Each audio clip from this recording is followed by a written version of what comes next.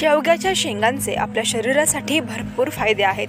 शेवग्याच्या शेंगांची भाजी देखील अनेक जण आवडीने खातात। मात्र शेवग्याच्या शेंगांची कढी देखील चवीला अप्रतिम लागते आणि शरीरासाठी अतिशय फायदेशीर देखील आहेत। चला तर मग जाणून घेऊयात शेवग्याच्या शेंगांची कढी कशी बनवतात ते। आतापर्यंत आपण दह्याची ताकाची कढी खाल्ली आहे, कढी गोळे खाल्ले आहेत। आज आपण नवीन कढी शिकू, शेवग्याची कढी। शेवग्याच्या कढीसाठी माझ्याकडे हे सगळे साहित्य आहे।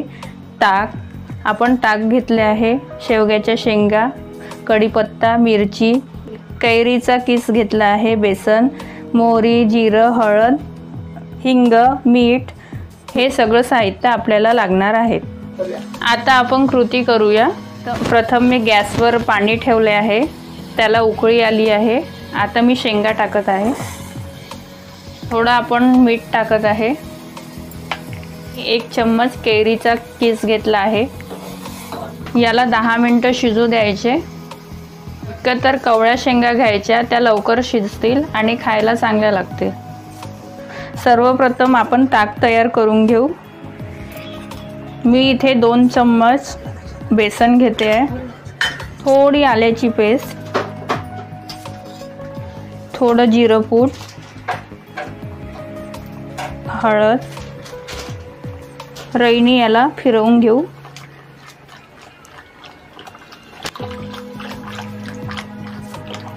आता आपण कढी फोडणीला घालू। तूप गरम झाला आहे, त्यामध्ये आपण जिरं मोहरी टाकू। मी इथे 2 लसणाच्या कळ्या घेतल्या आहे, मिरची, कढीपत्ता, इथे मी हिंग टाकत आहे। लसण आणि मिरची झाली आहे, आता ताक सोडून देऊ।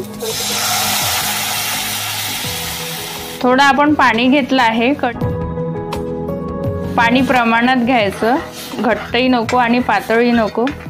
मीठ चवीनुसार टाकावे, शेंगामध्ये मीठ टाकल्यामुळे कढीमध्ये चवीनुसारच मीठ घ्यावे।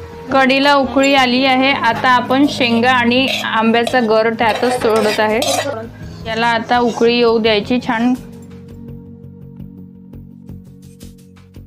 आपली शेवग्याच्या शेंगाची चविष्ट कढी खाण्यासाठी तयार आहे। आता आपण ही कढी भाकरीसोबत, चपातीसोबत खाऊ शकतो। सुरुवातीला कोवळ्या शेवग्याच्या शेंगाचे साल काढून घ्यायचे आणि थोडं ताक, बेसन, कैरीचा किस, चवीनुसार मीठ, मिरची, कढीपत्ता, जिरं, मोहरी, हळद आणि हिंग हे साहित्य लागेल आणि अगदी सोप्या पद्धतीने शेवग्याची कढी तयार होते। तुम्ही देखील एकदा तरी शेवग्याची ही चविष्ट कढी नक्की ट्राय करा। Amita Shinde, news 18 local, Wardha.